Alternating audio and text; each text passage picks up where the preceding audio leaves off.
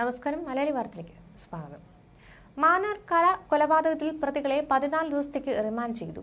Chengannur judicial 1ാം class magistrate Anupama S പിള്ളയാണ് പ്രതികളെ റിമാൻഡിൽ വിടാൻ ഉത്തരവിട്ടത്.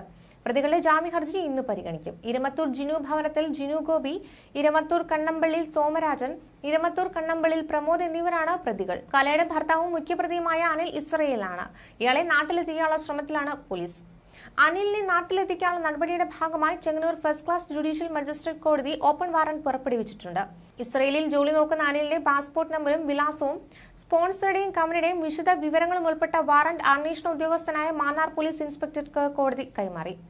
അടുത്ത ഘട്ടമെന്ന നിലയിൽ ഓപ്പൺ വാറന്റ് പോലീസ് ആസ്ഥാനം വഴി ക്രൈംബ്രാഞ്ച് മുഖേന സിബിഐക്ക് കൈമാറും.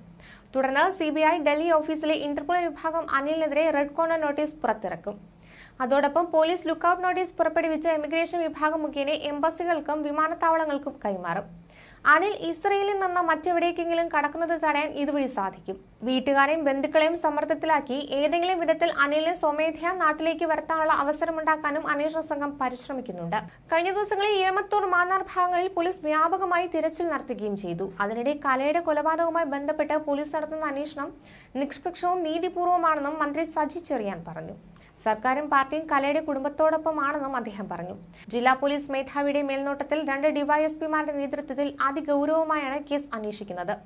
കുറ്റവാളികൾ ആരായാലും രക്ഷപ്പെടാൻ അനുവദിക്കില്ല എന്നും യഥാർത്ഥ പ്രതികളെ കണ്ടെത്താൻ വ്യക്തമായ നിർദ്ദേശം പോലീസിന് നൽകിയിട്ടുണ്ടെന്നും അദ്ദേഹം പറഞ്ഞു. കൊല്ലപ്പെട്ട കലയുടെ വീട് സന്ദർശിക്കാൻ എത്തിയതായിരുന്നു മന്ത്രി സജി ചെറിയാൻ.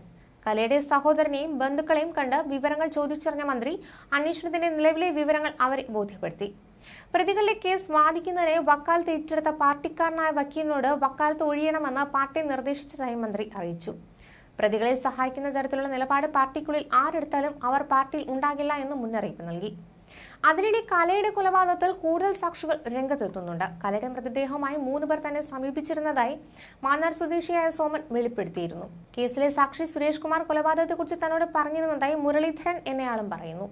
എന്നാൽ കൊലപാതക വിവരം അറിഞ്ഞിട്ടും ഇവർ എന്തുകൊണ്ട് ഇത്രയും കാലം മറച്ചുവെച്ചുവെന്നതും ഇപ്പോഴത്തെ വെളിപ്പെടുത്തലിലെ സത്യാവസ്ഥ എന്താണെന്നും പോലീസ് പരിശോധിക്കുകയാണ്.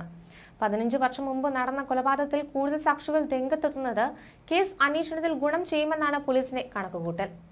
കലയുടെ മൃതദേഹവുമായി 3 പേർ തന്നെ സമീപിച്ചുവെന്നും ഒപ്പം കേസിലെ പ്രതികളായ ജിനുവും പ്രമോദും ഉണ്ടായിരുന്നതായും മാന്നാർ സ്വദേശി സോമൻ പറയുന്നു. മുരളീധരനും സോമനും SNDPയുടെ മുൻ പ്രസിഡന്റുമാരാണ്. മാന്നാർ SNDP ശാഖായോഗവുമായി ബന്ധപ്പെട്ട് നിലനിന്നിരുന്ന ചില പ്രശ്നങ്ങളാണ് ഈ കേസിന് തുമ്പുണ്ടാക്കിയെന്ന സൂചനയും പുറത്തുവരുന്നുണ്ട്. അതിനാൽ ഇപ്പോഴത്തെ വെളിപ്പെടുത്തലിന് പിന്നിൽ മറ്റെന്തെങ്കിലും ഉദ്ദേശമുണ്ടോ എന്നും പോലീസ് പരിശോധിക്കുന്നുണ്ട്. അതേസമയം കേസിൽ തുമ്പുണ്ടാക്കാൻ തലങ്ങും വിലങ്ങും അന്വേഷണം നടത്തുകയാണ് പോലീസ്. ന്യൂസ് ഡെസ്ക് മലയാളി വാർത്ത.